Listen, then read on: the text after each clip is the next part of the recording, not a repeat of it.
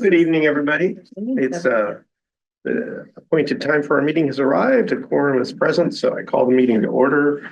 And I'll ask for a motion to approve the agenda for this evening's meeting. So moved. Sorry, moved and seconded. Is there any discussion? Can there be any discussion? All in favor, say aye. Aye. Any opposed? Okay. We have a slot here for public discussion. I'm not seeing any members of the public here to address us. So we'll move on to item 4 in the agenda. 4A, Director Evaluation. We had a preliminary conversation about this last month, and based on conversations with the city attorney, I drafted a proposed evaluation process. One of the things I heard in the discussion last month was that involving more people than just the president would be valuable. And so in number 4, I thought of 2 options for doing that. So I'll throw it open to conversation, questions, process. I have a question with option B. If the board president 3 volunteers, does that mean we're in open meetings? Kind of, because there'd be 4 people in the room. So as long as we stay under 5, As long as we stay under 5, okay. we can That's what we can meet privately. body counts.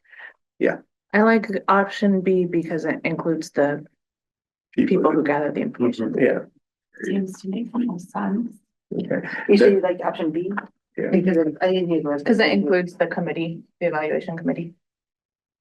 Which we're avoiding saying because official committees can be required to meet in open session. So I like it for that reason too. And the fact that often from year to year, the president, vice president, secretary don't change. right. So having volunteers one year means that the next year can be a whole different group of people. So we eliminate the potential for duplication. Yeah, good point. Other thoughts? I'd like to hear the employees' idea. The person's going to be affected by this. Right. You know, I'm pretty comfortable with either. I think option B makes sense for the reasons that we already talked about. This is such a complex process because in years where things are there's good interpersonal connection and it feels like everything's fair and even, it doesn't really matter. But I think we all have to prepare for a potential where there is contention and there's issues with that. So option B feels like you widen the net a little bit, but I could go with either. Option B is also the closest to what we have been doing. Right. Thoughts about other elements of the process? Do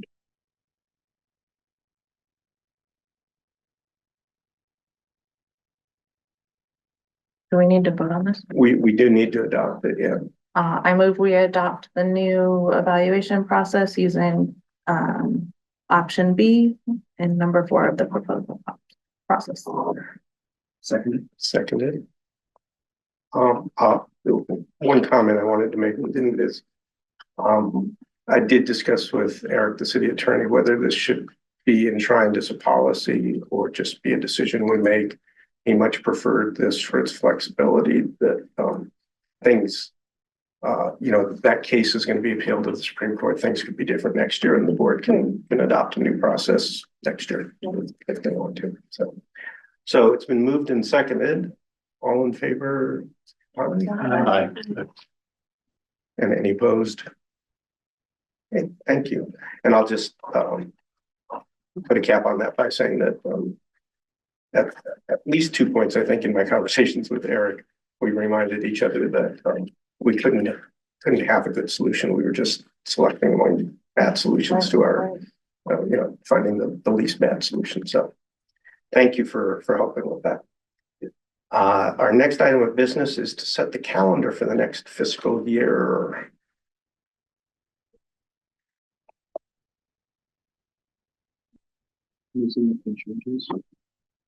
No, this is a process that we do every year. There's usually, we need to choose when in-service day is, what the designated holiday day around Thanksgiving, and then when the designated holiday, through the union is. And often it's very clear when you look at the calendar what makes the most sense. This year, it was pretty straightforward. So these are the dates that we're putting forward, which would be taking on the city holiday designation on that 28th of November, and then in-service date in December, and the 24th of December as the choice voting holiday. I appreciate the explanation of the staffing levels.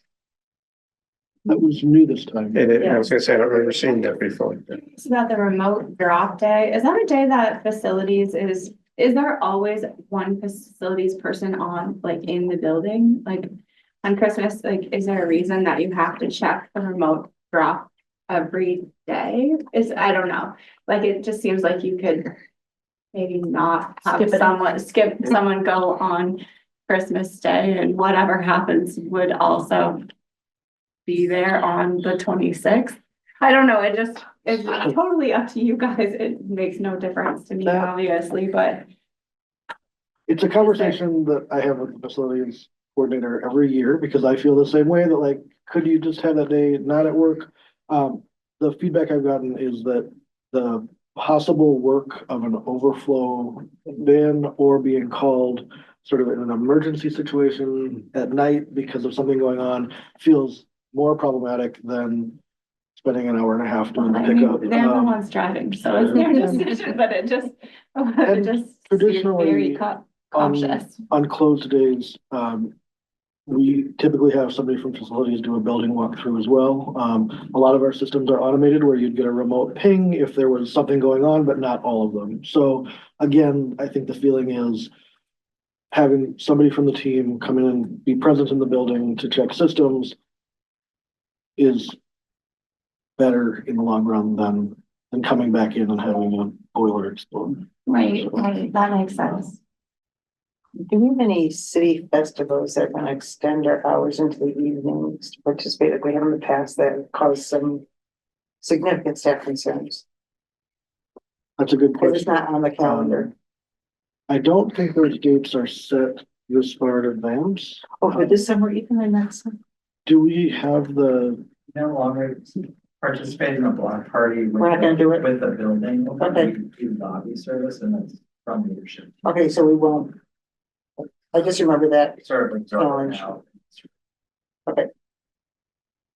This is just a curiosity question.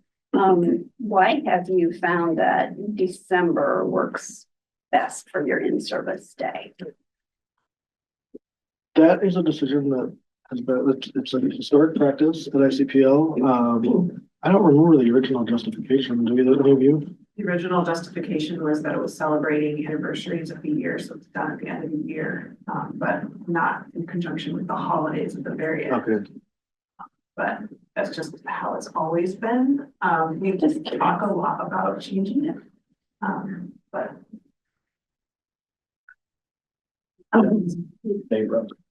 Yeah, we've talked about moving it to different parts of the year. And there's pros and cons to all of it. that goes back to the 70s. It's probably in the Okay, thanks. Any other questions about the calendar? And I think we do need to approve that. Entertain a motion. Move down there. I'll second. Moved and seconded, all in favor? Aye. Any opposed? All right. Which brings us to what I think is going to be the meeting. The director's report. Thanks for the thorough report on the legislative situation elsewhere. Any updates to any of that?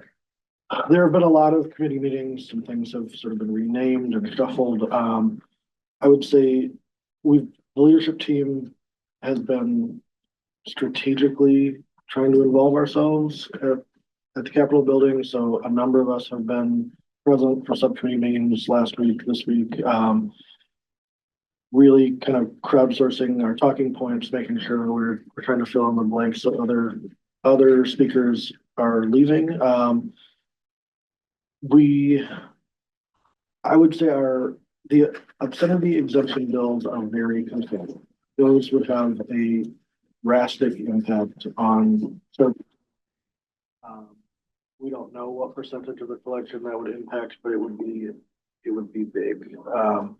There's lots of ancillary questions around, so if these did go through, where would the gatekeeping be? Would it be at the point of registering for a library card, at the point of checking out a material, the point of walking in the building? And it can be a challenge not to get too far into logistic weeds as we look at it at this point. So another set of bills that we've been involved in are the professional organization bills. I think there's been some really great unpacking of what that impact could look like. Where at the beginning, it maybe felt like it wouldn't be so significant, but as we look at what the impacts would be, we understand better. Before we talk about specifics, I want to make sure, and Anne's report, we included a copy of an update about obscenity, that if there are any questions about the difference between offensive and obscene, or any of that kind of question about like, why would the library be arguing to include, to not get rid of obscenity exemptions and things like that? Because it can be a nuanced conversation, and it can be hard, especially if somebody's new to the conversation. I think Anne's report does an exceptional job laying that out, but if anybody wants to talk about it, we've got a lot of leadership in the room that has been working on this for a long time.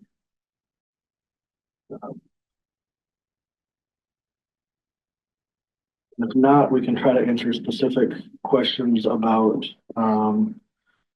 individual bills. We've had some opportunity to speak one-on-one with bill sponsors. Ann and I were able to talk to Salmon, and I'm sure other people have spoken to individuals as well.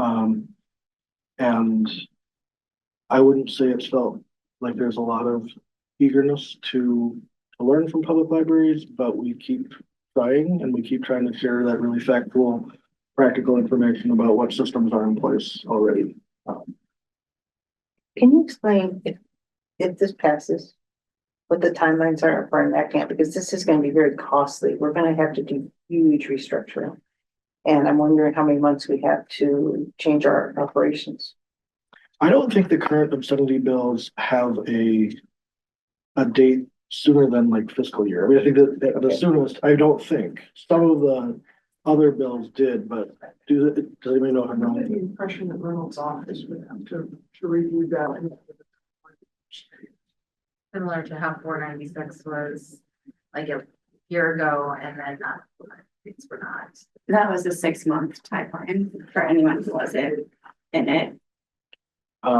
So within that question, I think is also, would there be definitive direction before that, or would it just be a date of implementation, and then some systems would try to make up their own decisions about how far do we need to go? Others might wait to get more explicit direction.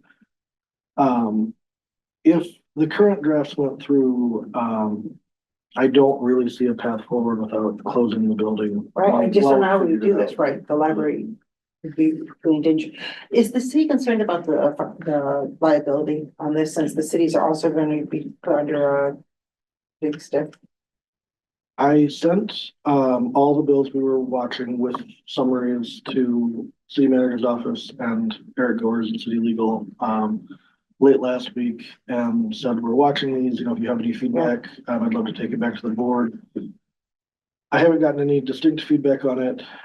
Jen and I met with some of the legal department this week about a few different things, and we did touch base on, we're watching this, and we'd love to see it escalated to a city legislative priority. because it will have a significant financial impact, and it could be Yeah. fast and it could be pretty involved. Is the Council of Cities across the state expressing any stand on this? I do not believe that you're. And uniting, so there's no concern from the city saying this puts us in a very vulnerable position fiscally. No, and I assume that cities are watching these things. I mean, I think this is an impactful one, and I would think that most directors have at a minimum passed it on to make sure it's on the radar. I know that the city has lots of legislative concerns Right. that are broad, and I think that these are pressing and would have both significant access impacts, but also the financial impact. And when you think about the criminal charges, that's another wrinkle that would mean staff would need to know what are the protections, where does liability lie, all of those pieces. And that has a chilling effect, I think, even at this point in the legislative process of what would happen if, because of a responsibility of my job, I was placed on a registry, Right. but explicitly, it makes me ineligible to work for the city. So how would that cycle work? And I think that a lot of attorneys are reluctant to answer those questions when it's theoretical, when we don't have what the actual information would be. But it's something that a lot of us are asking and wondering. The directors from the largest libraries in the state get together regularly, and we had sort of a unplanned meeting around legislation last week, and talked about what our strategies are with communicating with the city and with staff and the community. There's a lot of concern, of course, and the biggest question is, again, sort of how fast would we need to comply, and what would that look like? What would be the requirements? If we really had to remove every item that included a reference to any kind of sexual act, For collection. we're talking about huge percentages. Think about the bestsellers that have any kind of Or that the in it. classics. Yes, and Ellsworth, is there any way to do that efficiently, or is it just a book by book look? I'm going to say there is not a way to do it efficiently, because I think we would have some subject headings that we could pull sort of in there. We could isolate some subject headings that we're fairly confident would need to be pulled.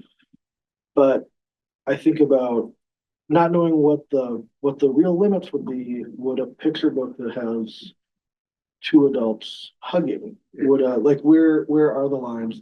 And because it's so I guess socially and culturally accepted that there would be romance in especially adult books, that's not going to show up in the cataloging, and it may not show up in the reviews, and it may mean literally handling every item. How do you do that? You know, I know you're all very well read, but you're not that well read. You've read every book in the library. I mean, is there some kind of tool you can use? Like, how do you do it? School librarian. Well, I think that's a really good question, and I think there's Yeah. I was been Yeah, curious about that. when the schools did it, when the high schools did it, it took. We started with banned books, like you have the list of the ones that are most challenged, and it started there. And then it went from ones that you knew, like you just kind of know some. And it goes to there anecdotally, but we documented every single passage too before it was removed. Like everything had to be documented just to be 100% sure it was exactly compliant or not compliant. So there's PDFs of the pages, that are specific. And it took more than 30 people about 6 months to do it. And it's perpetual reading, like it's reading book by book, and many books were pulled. And it's also, and there were many that are questionable. Is this a definition by law? Is it not? Like it's a mention, it didn't specifically say, but everybody knows by the text what happened. Like, is that or is that not? Again, so there's a lot of ambiguity There was one school literature. district that What? one school district used AI. Do you remember One school that? district did AI. And that Once didn't other school really districts help took that broad much. sweeps and just got rid of everything. Yeah. I mean, I You can't know, imagine we so would just more lock school the libraries, doors. just We would no just have to more. lock the doors for months while we go through this because of vulnerability. We just couldn't operate. The one piece is that the word knowingly was used, because you can't assume that a professional knows every word of every book in their library. So that was the, while we were under review, that was the legal term that was on the table a lot, was that were we knowingly providing these materials? But this would close a small library. Yeah. Like when I Oh, was of course it director will. of Winfield Public Library, it's a one-room shack, Yeah, you know, with metal walls. It's Yeah. just a farm shed. right. There's no way to separate the children's and the adult section is separated by a shelf of DVDs, you know, so like it would be impossible to separate out without a whole new building. Or, so it, you know, and here it would be a substantial undertaking, but I mean, it would just close small towns. One thing that worries me is that the same thing might happen to public libraries as happened with school districts, in that the law went into effect long before the guidance came out. So people were just guessing about what they were supposed to do. Exactly what the process is. That's a real concern for our organization. Yeah, which is why Iowa City was very careful about documentation, but small towns don't have the luxury or resources or time to do that. So it means really different things in each community. So if you're talking local control, this is the opposite of that, you know. Well, it's also the What's our opposite of insurance? parental control. What does that professional insurance cover in terms of that liability?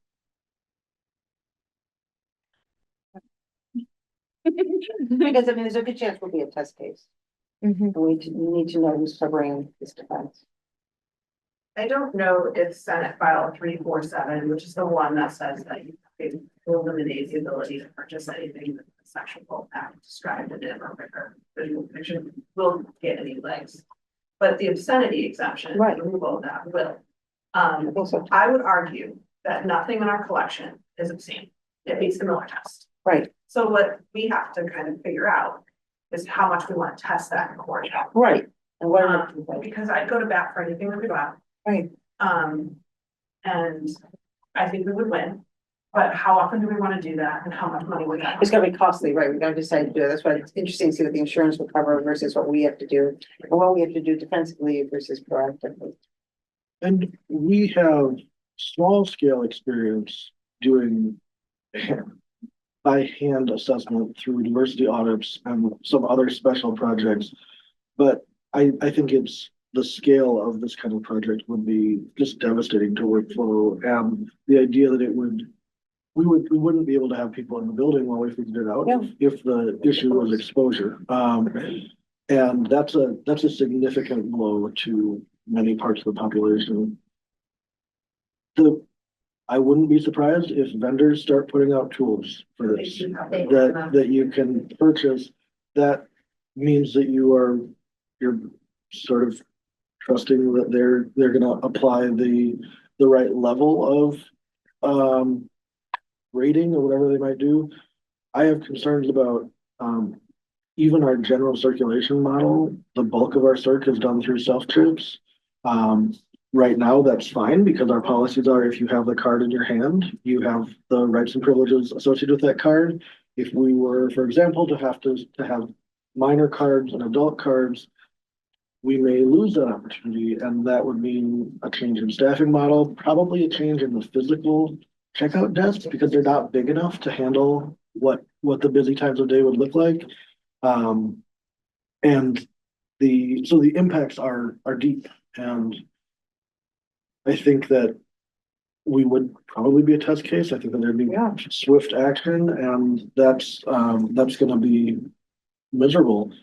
The comments at some of the committee meetings have been just shockingly uninformed about what libraries do. Things as dramatic as, at this point, public libraries are the only place that explosive material can be found, like, just things that are, as an information professional, it makes me feel really sad that these community narratives get traction, and instead of just coming to your local library and asking questions or exploring the catalog, things like that, people are just passing this on. And I think I think there's a pretty good chance that the obscenity exception bills will pass. And at that point, we will have to figure it out. I think that, like I said before, I think we're doing the most we can to be politically involved, to get our voices in the conversation, to advocate for the role of libraries, for the role of NCPL. It doesn't seem to be having an effect, but we're doing the best we can. Is it just physical items or is this digital collections as well? Do you know? Both. Both. Be all items. So if some kid gets their mom's Kindle and you're in trouble, right? Is that, okay.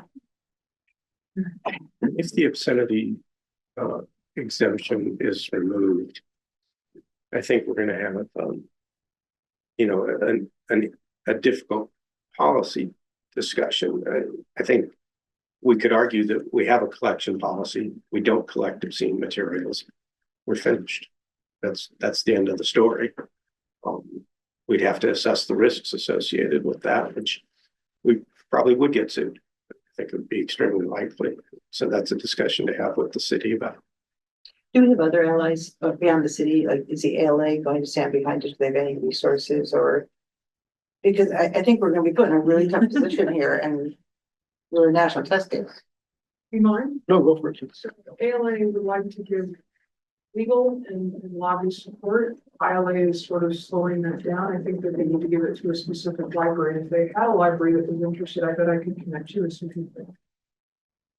Yeah, ILA seems to be functioning differently. This legislation. But ALA is very keen to support this and like has a roadmap for doing this. Right. That's right. Thank you. This would also mean revoking the AIM card for all my students. I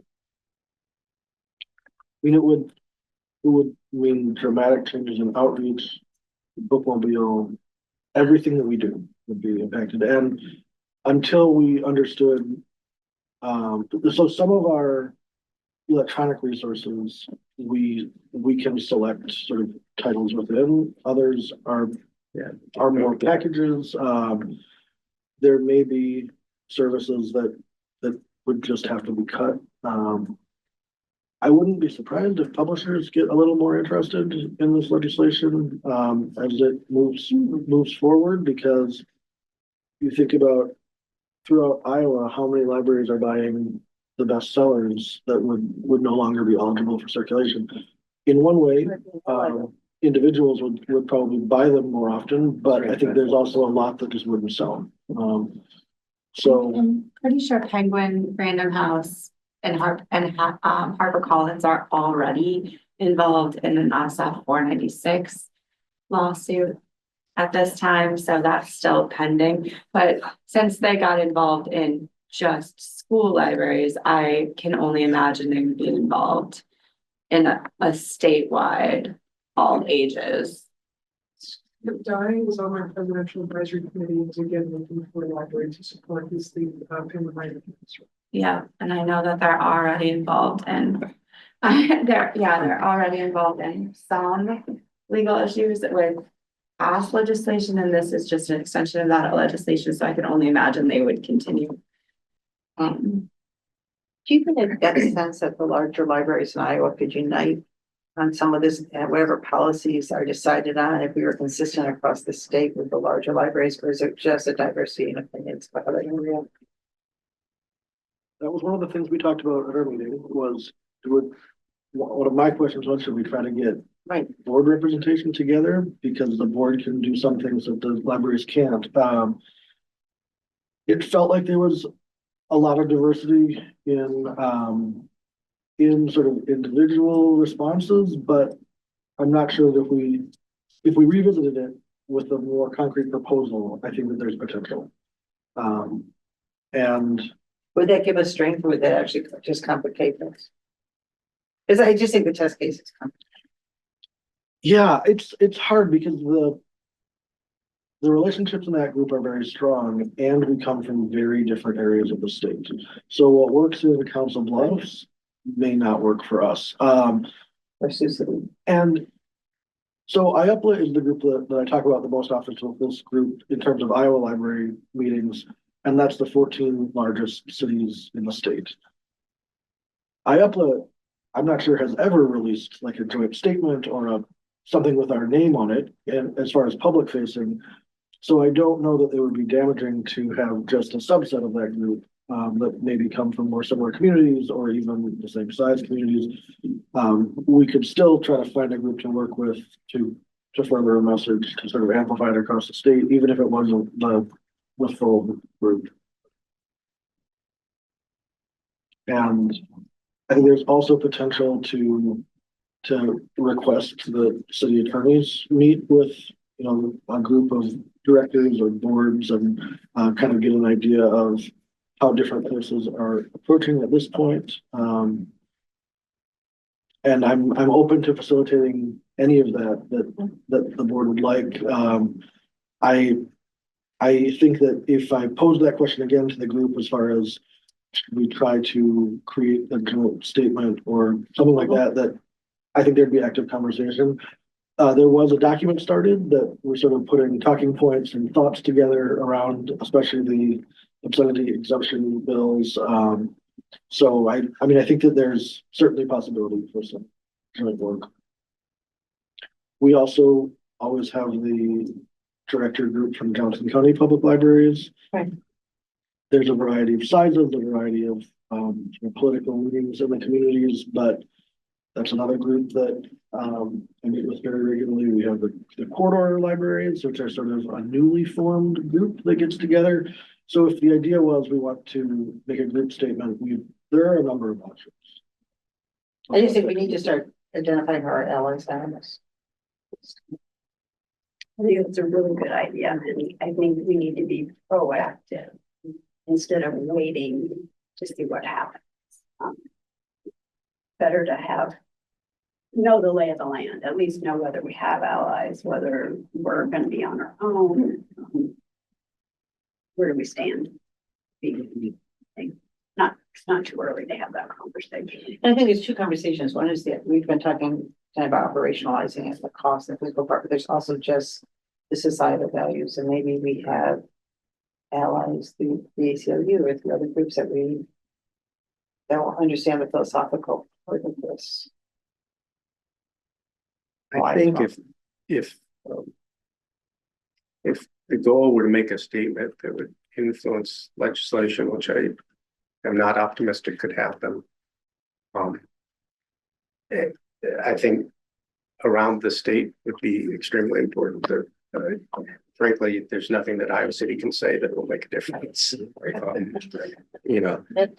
If Council Bluffs and Sioux Center, maybe, but I doubt that too. So I don't know if it's really valuable to spend a lot of energy trying to create a statement that everybody can sign on to. I'll just say our creating one only have the value of reminding our community of where we stand, which is a value, but it would not influence the legislation. Considering that it already moved on from subcommittee, I mean, yesterday at 10 a.m. it moved forward. Yeah. So despite strong opposition and many comments with philosophical big picture ideas, it continues to move on. Yeah. Because I just see the words obscenities and minors. And of course we want to protect children. Yeah, I mean, I guess my analysis would be voting against this opens you up to a challenge from the right in your next election. Yeah. So no. But even if there weren't a joint statement, at least if you can feel out the group and see if there is, are there any libraries who would want to try to approach it from the same, same actions, same relationships with their attorneys, that sort of thing. Or city And it manager. might even only be one other library, but at least if we had an ally. I think in the past, we put out these statements last year. I feel like we fought and we went down, we fought. And what I heard from the legislators over there is they would say, yeah, that's interesting, but I'm still gonna vote the way I want. Right. Leave the room. There's something else going on. Yeah. That we can't fight this with facts. We've got to be prepared to defend ourselves. And I want to clarify that when I say that the IOPA directors are all coming from sort of different directions, it's not, there's no rift in philosophy. Right. Of course, the access is the priority. It's the differences are sort of how are our cities structured? How much Right. autonomy do we There's have? separation. What does the current temperature of the board feel like? Right. Yeah. So it's, I want to be clear that there's no Right. library directors are saying, I'm not sure. You yet. know, it might be I'm okay. still wary. So I can check back in with that group and sort of ask about interest in even just talking through more details of approach, and something that might be effective too is for us to kind of come up with joint talking points for our cities, our Right. city attorneys, so that the messaging is consistent. Is there anything else the staff would like us to do that we're not identifying? Yeah. We give ideas about this. I mean, I will say the Senate filed to remove the public library exemption, it only went to the subcommittee. It has not brought it to the broader education committee. There's a lot of members on that committee. And I did the thing on how they email everybody on that. Yeah. So I don't think everybody's plans are made up. I don't know if everybody understands the implications of what removing public library exemption would be. I think they're faced with, I don't know how many bills at one time, 15, and they want to run through them as fast as they can. They want to get out of here as soon as possible. But I think if you talk to them about taxpayer money and the court system being just filled for what ends up being unnecessary lawsuits, I think that is a good message for them to hear. In addition to removing access to. Absolutely agree. I did notice that it really worked well to talk about keeping libraries local last year. That's how we shut down the shall versus may decodifying of guaranteed funding for libraries. So reminding them that this fully circumvents the procedures and processes that they creates and reviews on a regular basis. That again, the state is trying to overstep the local processes. What seems to practice. And the House version of the public library exemption did pass after the full committee, but it wasn't on totally on priorities. Oh, okay. And I think that staff are feeling really affected by this legislation. I try in communication with all staff to balance, of course, factual information, but not making it seem hopeless that we're to do our best to persevere. But we have many staff who are tuned in to exactly where the bills are and who are watching subcommittee meetings, and I think it's having an effect on staff morale. I think that there's a concern for job security. I think there's a concern for what if my work becomes disconnected to my values, which have been organizational values. But if there's a split, what does that mean? And we're also seeing, I think just because of the political climate in general, patron behavior has sort of escalated. We haven't, as far as I know, gotten many direct comments from the patrons or the public about these bills. But I know last legislative session, we did have some people who'd come in and sort of weaponize and use it as a platform to abuse staff. Like I said, we haven't seen that I know of this year, but we've been talking at a leadership level as around like what can we do to make our staff feel supported and are informed but not overwhelmed. Many of our staff are also watching other pieces of legislation with deep concern and personal feelings about what's happening in the state. So that's it feels like a really tough intersection, and I think that the staff really appreciated the letters around advocacy that the board did last year. I'm not saying that should be done just because of staff interest, but knowing that the board is watching and staying abreast and thinking about impacts, feels really basic, but that matters. I always write a summary of the board meeting for all staff, after we meet. And, you know, that's another way that I can express, you know, the bulk of the meeting was spent talking about legislation and trying to work through what we can do to lessen the impact. And we are getting close to the end of the funnel. It ends on the 7th, so every day that goes by is a little more optimism that we might have more time to think about things, but there is still time for things to be assigned to committee and pushed through.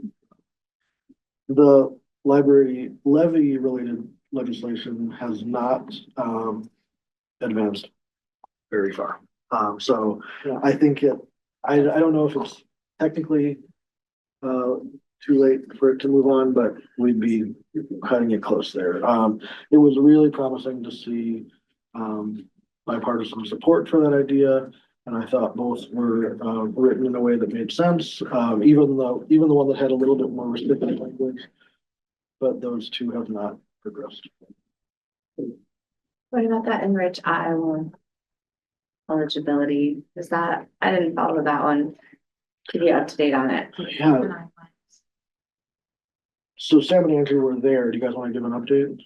Yeah, so, the goalposts continue to move on this, on essentially Enrich Iowa would be withdrawn from libraries. They would be eligible if they had institutional or even perhaps individual membership into professional associations. This on the streets is known as the anti-ALA and ILA bill, but you can't say that because it would be illegal. And so it was our job to impress upon them that over 90 librarians and 15 institutions in the state of Iowa also belong to the Association of Small and Rural Libraries. And again, I really made a great point to me this morning that the Urban Library Council helped us save $55,000 because of our membership last year alone. Yeah, the way we changed the way that we did our hoopla was based on what we learned at Urban Library Council. They were concerned about the Marxist leanings. I reminded them of an Iowa that will be holding that position for a year, and that didn't matter. So then the goalpost moved to one of the library bill of rights talks about not discriminating by age. Instead of accepting that that is a value that we held as Iowans in 1938 when we wrote it, before ALA adopted it, they determined that that was no longer a value of Iowa. Isn't it at some point a violation of freedom of speech and freedom of advocate to be unable to advocate for yourself? Library Association shot this bill down because they were ready and prepared to sue the state of Georgia. It had gone through last year. Yeah. And so it was not received by the education committee, although it was supposed to be at 11 o'clock today. And the running theory is either they're rewriting the bill. Some Republican caucus staffers have asked me about some implications that would be useful for their trying to know if they're receptive to that information. Because there are theological library associations as well. So they're either redrafting it or they're running out the clock and saving place because they know that they can pass it. Most thinking back to my small town library days, and I wouldn't have even been able to keep the lights on without ILA helping me. I mean, I didn't know what I was doing. And the people who took over for me had no idea what they were doing. So like, without ILA telling me what paperwork to fill out, like, you know, like without them, it wouldn't have been a library in the first place. So they could take the funding if they wanted to. There wouldn't be anything left. Like you got out my other colleague, she made the great point that the state library is not equipped to do that. That's their other part to it, that the state library can take over the jobs and the duties of ILA. But they just cut it back from redundancy. Yeah, the state library has been And then report to the cut government. and has had significant budget cuts just in the last 10 years. They are no longer equipped to provide education and one-on-one help to 544. We have 544 libraries in this town. Most per capita than any other. So do you think they're most likely to attack a library that's going to defend itself or one that won't? Like a small library? I do not read as conservative because I work here. Iowa City seems to be The target. So I get the impression that somebody, whether it will be out of Yep. would have a heyday. Yep, I think we're. Maybe think that we have money I also think we run the risk of somebody who opposes the legislation litigating to make a point around a different kind of text, which as a human, I understand the sentiment, but as a library director, I would like that not to happen. So there's a lot to think about, but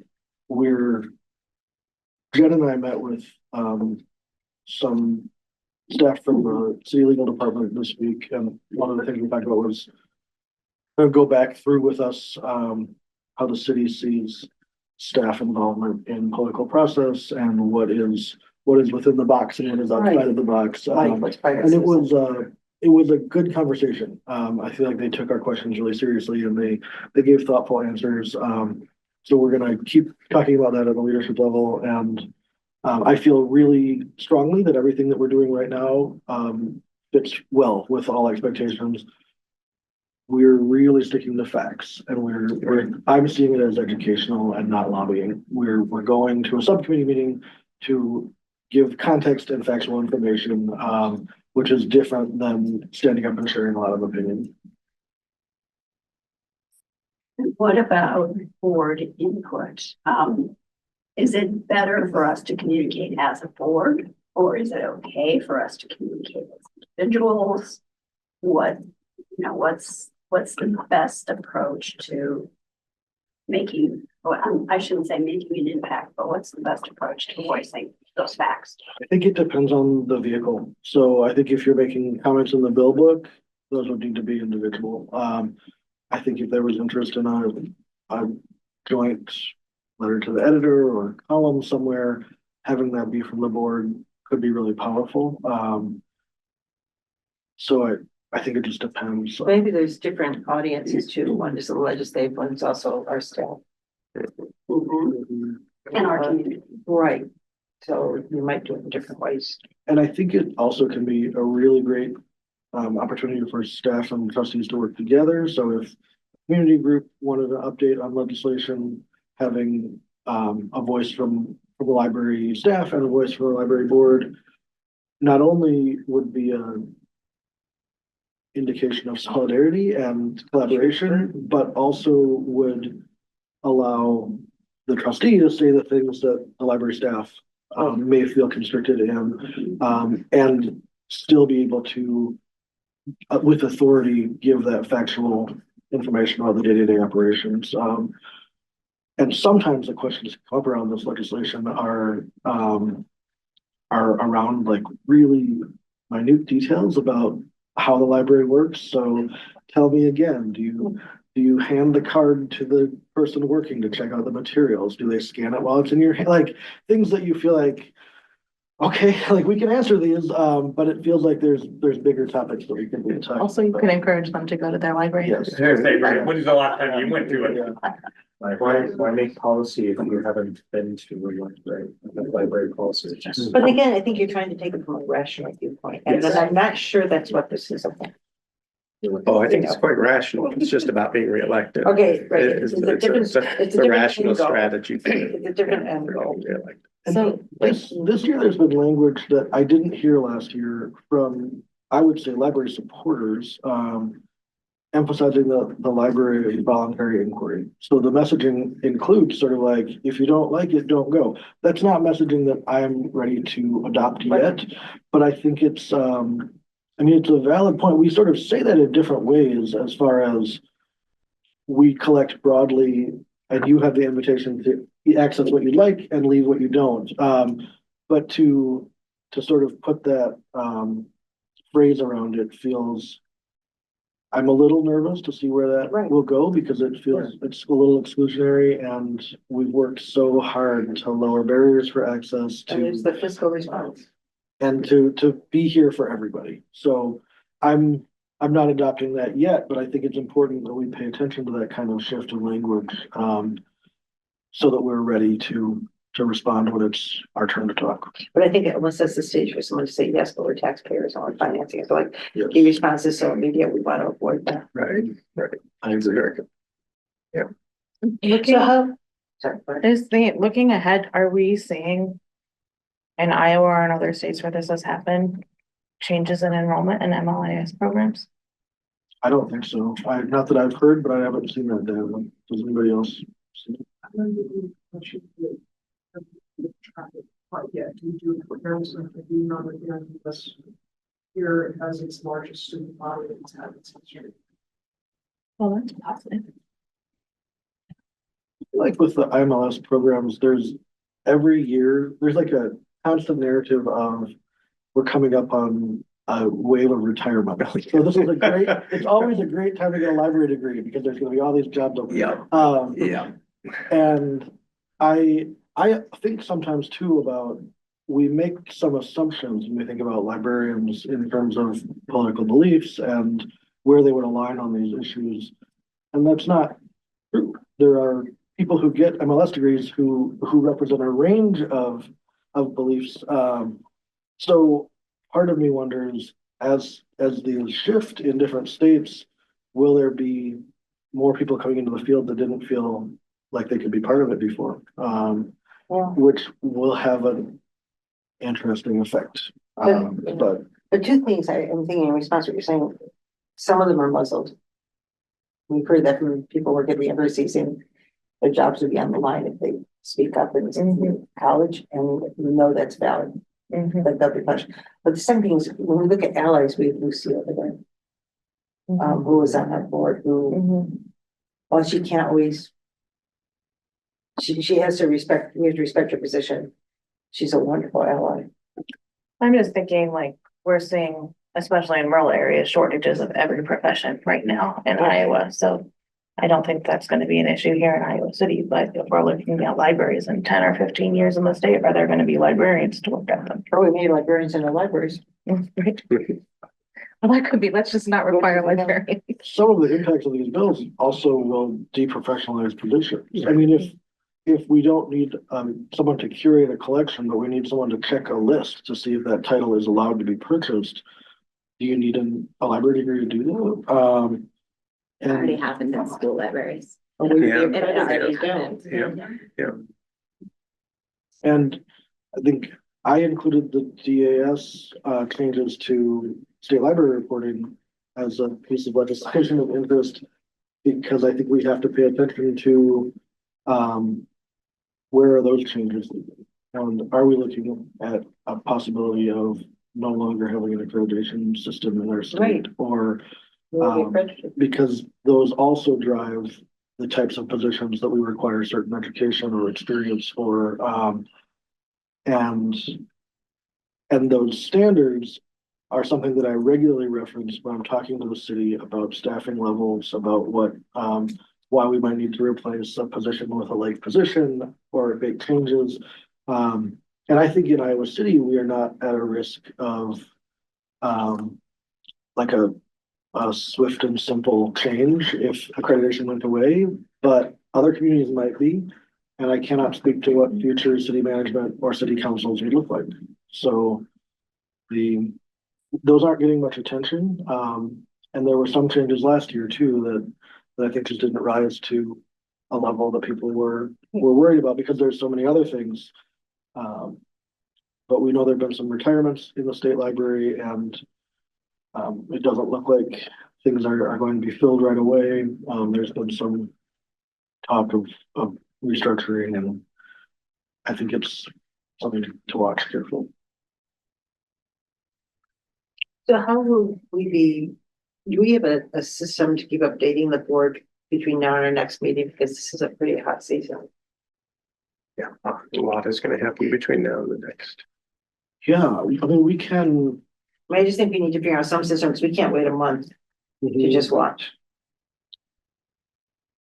It's just information, we could just email it, right? Yeah, It can go on the public record. yeah, it doesn't, it wouldn't be Just- secret. Yeah. I mean, I say secret, it wouldn't be privileged information. Yeah, I think if you see a point, Um, particularly at the funnel, you know, an update would be useful there. That should at least narrow our It would have to scope. come, is it true that it would have to come from like Ellsworth, or would we be able to do Yeah, the that? committee, I'm thinking maybe the committee, you and I should work on that. too. Like, instead. is that something we should do? Um, Because I don't know what well, with level, this, it yeah. has to be public Yeah. or and I'm what also level it thinking- could just be emailed. I'm also thinking we're asking one more Realistic task on the staff and I'm hesitating. Increasing their burden too, if we can do it as a committee Yeah. or coordinated with them to Yeah. figure out I how to mean, you share the guys have task. plenty of things to do. Minutes. The email can go on the public record. but we know. Oh, email, okay. Yeah, any email you send to the whole staff. It's closing. That's on. You're gonna be monitoring this. Is this something where the other committee should meet with, we're trying to meet with the staff who are most skilled in this, just No, I to don't. do some coordination, so there's staff board, or I mean, I don't wanna make this more cumbersome, but I'm just thinking this is gonna be a busy month. Right. How do we become proactive rather than just, when we said two of us, that doesn't mean, a lot of people can't be there, it's just you and I. Yeah. Done We've the got a letters in the committee. past, and so, worked yeah. through some of that. I don't think it would be a burden to either have us create a basic report. I mean, it could be as simple as this is the progress, here are links to the bill book. Yeah. And everybody We just here could do that, but we also could do a meeting where we talk about how much information is pertinent to share and what does that look like. Or when you're talking about the community education aspect, that combined trustee and staff, it's something we should be thinking about, because we can't just wait for the community education. I think people are, they're just not getting it. Or else they're Iowa City and they do get it, and we're just that annoying spot. Yeah, I mean, 20 miles out of town, it's different Right, Yeah. story. right, different priorities in front of them, just their Yeah. basic survival. And a different interest in educating themselves, or like a different choice in advocacy and interest in legislation at all outside of Iowa City, so, I don't know, Yeah, I don't right. know. Well, I think community standards too. I think so too. I think They're that- different. Yeah. You go to West Liberty, it's different than here. Yeah. Go to Solon, it's different than here.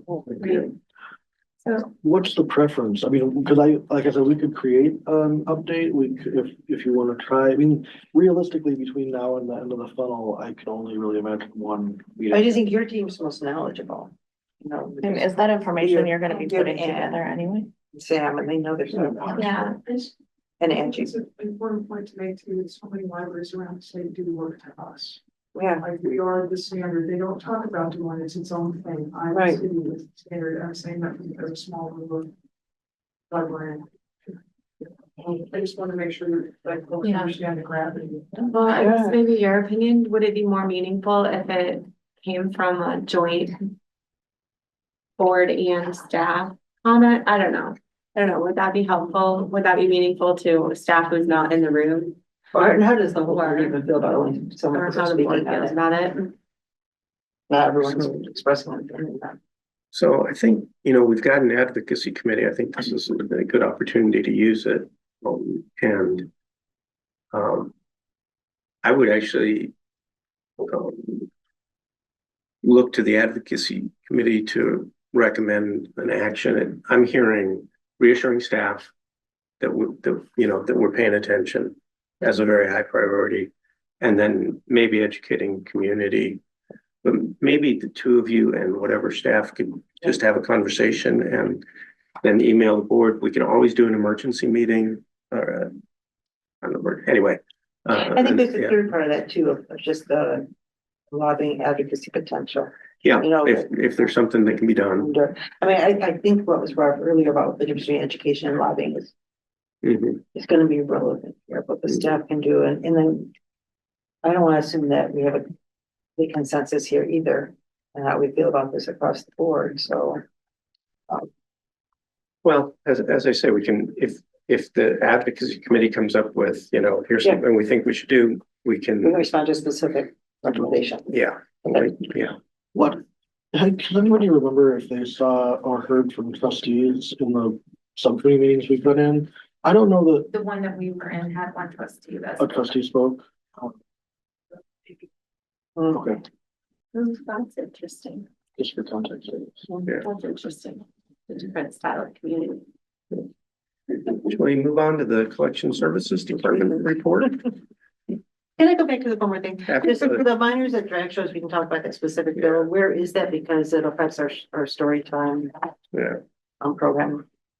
Or did that go forward? That went forward too. So, it just wasn't a priority in our discussion time, but does it affect our planning and programming? Or Angie, how's Angie doing that? At this time. Okay. We're closed. We're not really. We're not really close. That was from last week. We're closed. There's another voice here. Okay, so at this point, there's no immediacy to it. So the, 158 House Study Bill was recommended passage on the 18th, but there's a companion House Study Bill. No, that's where it is. So it's been recommended passage, but not So forward. out of subcommittee, is that what that means? Yes, the subcommittee recommended. Yeah, so it's cleared the funnel. And I think that's what was just said about it hasn't reached a priority even in this conversation. In other sessions, this would be getting a lot of attention from the library community, and because there are the bigger pieces. Yeah, so we can figure out via email what next steps as far as we might be. Thanks, good. So much less controversial, I think. Bibliographic record updates. Pretty fascinating, but probably not too, I don't know. Are there any questions about the update from Anne, the report committee? Thank you for the time you took today. Yes. Yeah. Very welcome for a labor. Yeah, And Homosaurus is a great name. almost sort of, I love it, yeah. Yeah, but I'm amused by how it looks in the bibliographic. Yeah. On the screenshot there. Yeah. Interesting to me. It's Yeah. hard for me, my brain to process that. I think this kind of report and the IT report this month as well are really great examples of what's internal communication for the board, but also it goes in public meeting documents and also helpful for the staff who might hear us talk about these kinds of things, but if you're not in that department or you're not involved, so Yeah. I these take a lot of time to put together, and I think that they're just so valuable. So thank you, Anne. Yeah, yes. Does it say this work is, I mean, you're always updating obviously, but is the bulk of this completed at this time? Yeah, and then now we're gonna go into the maintaining phase, so every quarter, we get new records and Yeah, you have get get them, meeting get them, records. get them. That's just a crazy amount of spreadsheeting and I appreciate that. from her. Way to go. Should we move on to the Children's Services Department report? We made sure to include a little bit more information about All Abilities Club. Oh, There I were love some that. questions about that.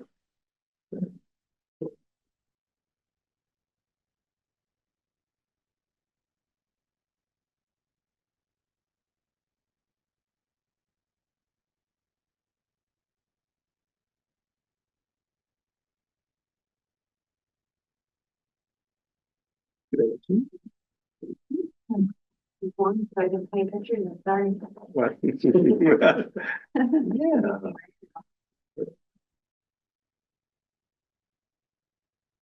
And the IT report. Good, yeah, that's exciting.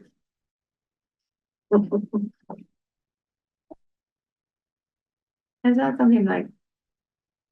The public would have no awareness of this ILS change theoretically, right? Or hopefully, Yeah, if all right. goes according to plan, there would be no, like, the general public would have no idea that this has shifted to a new model. If in any way that there might be new features that we're able to offer on the public. Oh, side. like on the public, so this is not like the public facing catalog, or we should have only enhanced features to the catalog, okay.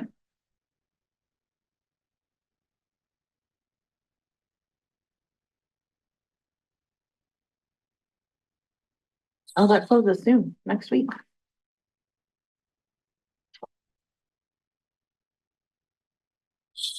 So, an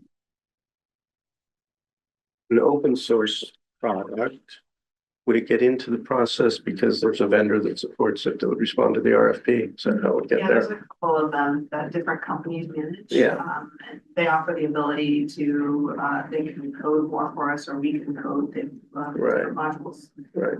So that might be a benefit for that type of. Right. So they're not, you know, a purely community supported product. Well, that will be exciting. And brings us to the development department report.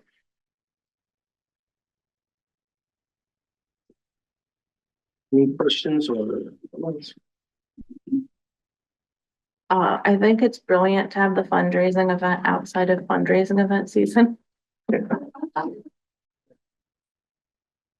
I would like to give these flyers, if anyone would like them for the fundraising event.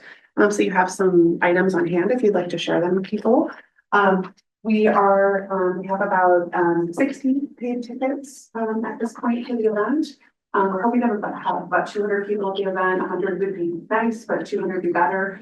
And it's generated, I think about, well, I have the number in my head earlier, about 45 community tickets for what we distribute to regular partners of the library, so that nonprofit organization leaders that use the library, and really like to library at the event as well. So we're really excited about the way that this is coming together.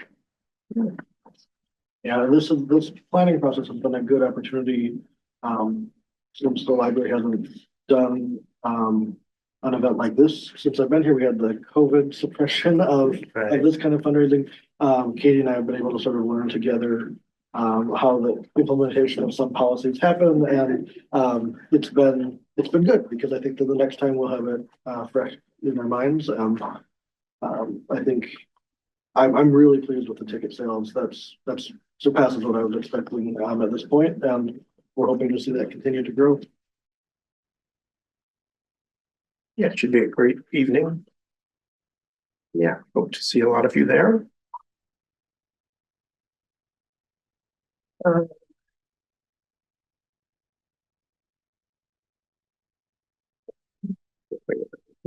Oh, President's report. I have come up with a nominating committee consisting of the trustees who will be leaving the board at the end of the fiscal year. So Hannah and DJ and I will meet to prepare a slate of candidates for the three positions. We'll have an election at the April meeting. And as always, we'll prepare a slate. The nominations for the floor are always a possibility. So if you have thoughts, communicate them to one or all of us. Well, I have one thought right away. Yes? When you say 3 are leaving, none of you are gonna reapply, or are you all really seriously leaving, or are you just saying the terms are up? Those are two different expressions. None of us is intending to reapply. At this point, at least. We're also the only group since we've been here that has all made it our entire That's right, term, that's right. except you. That have what? We are the only group that has made it Came our in entire together, we're term. leaving together. So I think we get an award of some kind. I'm pretty sure. Pretty sure.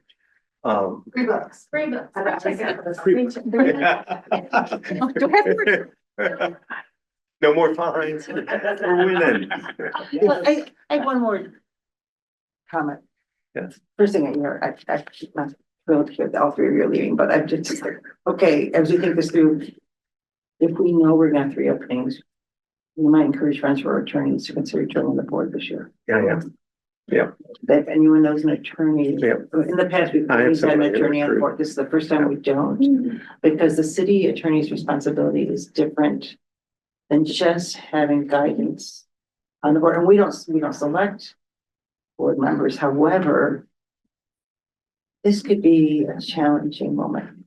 And I just thought you were finishing the terms and kind of just saying, well, we don't know what's gonna happen, but now that you have a plan, I'm a little more nervous. I would say more generally, it's time to start talking to people who would make good trustees and attorney among them, but, and I do have somebody in mind that I'm gonna try and recruit, but yeah. And this is there's always a lot of applications or, Well, right, you know, so. but we might think about our skill set and think about where are some Absolutely. of our, the gaps in our skills.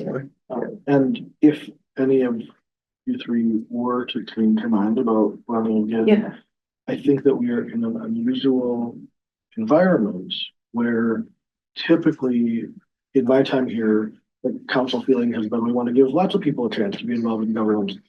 Looking at the legislation and the budget right now, there would be more grounds than some years to go to that body and say, having 6 years of experience would be a real benefit. That's not to imply pressure. Right, We're so right. thankful for the service. And I do not speak for council in any way. I just feel like it's different now than it has been other years. It's pretty interesting because there's actually a policy statement that council will not consider incumbency for a reappointment.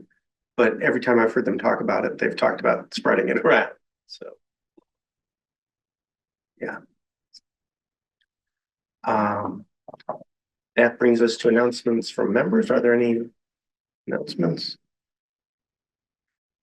And committee reports. I think advocacy committee has work to do now. yeah, we've been. Yeah.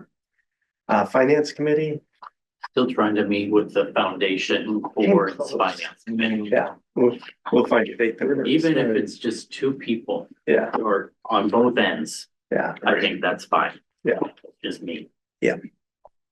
And anything to report from the foundation members? I'll note that there were news articles provided in the communications section. Are there any questions or comments about those? Brings us to the consent agenda. Have a motion to approve. I'm sorry, Yeah, Robert. I've been trying not to talk much about it. He's like, I'm Go- sorry with go- a big go- smile. go be- I want to go back Because I'm to, going for a new record on the other end. So. I want to go back to a comment Ellsworth made earlier about, seeing more behavioral challenges or there's a change in the culture of the community in the library. I'm wondering if you could elaborate on that just a little bit. I don't want to second one's time into it, but I think if we know we're having, in the past, when we've had tough periods, we've tried to look at our reaction to some of these things, our response, and to be proactive. And if we're in the beginning of a trend, I would like to hear about before it becomes more significant. Just a second. So we've got good timing around, there's already a committee looking at the library use policy in preparation for bringing that to the board for review. Okay. So that's a major tool we use in managing behavior. That's sort of organic right now. But I would say the last several weeks, couple months, we've had behavior challenges that are really on the outside edge of what we normally have. And some of that we attribute to mental health, substance abuse, just lack of other resources. I think that more recent instances I think there's so much stress in the community around political activity. There's some fear from many parts of the community. It's just manifesting as really out of line behavior. We did a 10-year suspension last week, which we make every attempt not to issue. That's the longest suspension that we can. And we've had other sort of mid-length suspensions, lots of you're going to need to leave for the day. And I think the leadership team talks about any significant suspension at our regular weekly meeting. So if it's anything more than a day, maybe a couple days, we'll revisit the conduct report. We'll talk about impacts. And we follow up with staff as appropriate when they were involved in something. But it's sort of cyclical in general. And right now we're at what feels like an apex of these problematic behaviors. We've had pretty good responses when we've called the police community outreach folks. I think some of our true social service, so non-city but community group social services are really struggling to keep up, and they're doing the best they can, but we don't always get a prompt response when we call for specific needs. And I don't know if any of the coordinators have more specific comments about the behavior we're seeing. we had some adult issues in the children's room that has resolved because of a suspension. But any other comments are welcome. It was also the week that was really cold, So, yeah. that really seemed to push. Right. Winter shelter and the shelters are not open during the day. So. We really. And staff are so great about handling things with compassion and being trauma informed and doing the very best they can. But I think when you get to the end of a 3-hour desk shift and you've had 13 behavioral issues, a complex genealogy question, and somebody with a broken Kindle, it really takes a toll. And we also worry about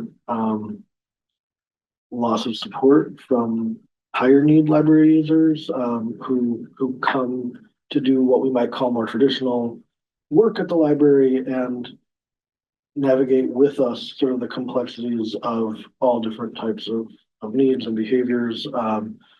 Some of those things we're looking at very specifically in the behavior, in the library use policy review, things like sleeping in the library, all of those pieces that contribute to the way it feels. I feel really strongly about the work we've done to be more inclusive and to welcome everybody and to create that sense of belonging. And I want to tread very carefully as we look at, are we right sized? Or are there things that we might need to adjust? Anne's point about the weather is really strong. It's not unusual when we have that kind of outside force going on that we see spikes. This, Which is rational, people want to survive. yes, Especially if you're telling them. yeah, and we sort of see patterns of substance use too, that when something is moving through the community, we may have several issues in a day or a week related to a specific type of behavior. Then often that will pass and calm back down, but it feels like a peak right now. And we're working to support staff to make sure everybody feels okay. We've had a couple that feel more dramatic than usual, where there's sort of a broader swath of people involved and it might be louder or more disruptive. But even then, staff seem to rally pretty quickly. We do take care after those events to reach out to everybody, to remind people about EAP, to sort of offer opportunities to, do you want to talk about how you feel? And I think the leadership team does a really good job of modeling a balance of resiliency, but also being human and saying like, that was scary for me too. That didn't feel good when it was happening. And that doesn't mean that you're not great at your job and equipped and you've done all the training. And I appreciate that because I've worked in libraries where the culture was very much like you keep a straight face and you don't talk about how it felt to go through it. And I've said this a couple times as we review the library use policy. While I would never hope for disruptive incidents, having them in recent memory can be really helpful because it creates a little bit more sense of urgency around those specific points that we pull out. And if everybody knows here is aware, we can pull those policies for review anytime we want. So it's not like we would have waited to do this, but this is a good time to be looking at it. Jason has a group of staff working on it, and I think we're gonna get good feedback. Oh, are you Sam's doing? Yeah. Okay. Okay. Okay. I'm just sorry the staff's being hit by every direction. Yeah, it feels hard. There's a new cat cafe in town. We talked about speaking with them about some kind of a group rate. And it's hard to balance those sincere but small kind of actions with staff. We never want it to seem like oh, like you had a terrible experience, like here's some pizza. But Right. also, like, or here's a cat. But sometimes, Come walk my dogs whenever you want. Yeah. or having a treat, like, does make a difference, so, Yeah. we're always trying to find the right balance. Thank you. Bring your therapy dog back Yeah. from all ages, or the All Abilities Club. Right. Bring the dog back. Just in case. They were in it. We'll be looking, I mean, we should consider as a board, like, what else we can do. Right. To be supportive, like if it's, I agree. Nobu pay for a Zoom meeting with somebody, a training or like outside of our December. I mean, it's a long way till December, till another staff Right. meeting. So like, how can we be more on point with support? Right. I agree. Right. Okay, we'll entertain a motion to approve the consent agenda. So. Did I get a second? Robin moved there. He just doesn't want me to ask a question.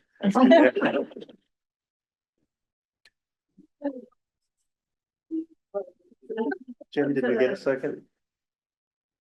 Doesn't matter. And it was second. Okay.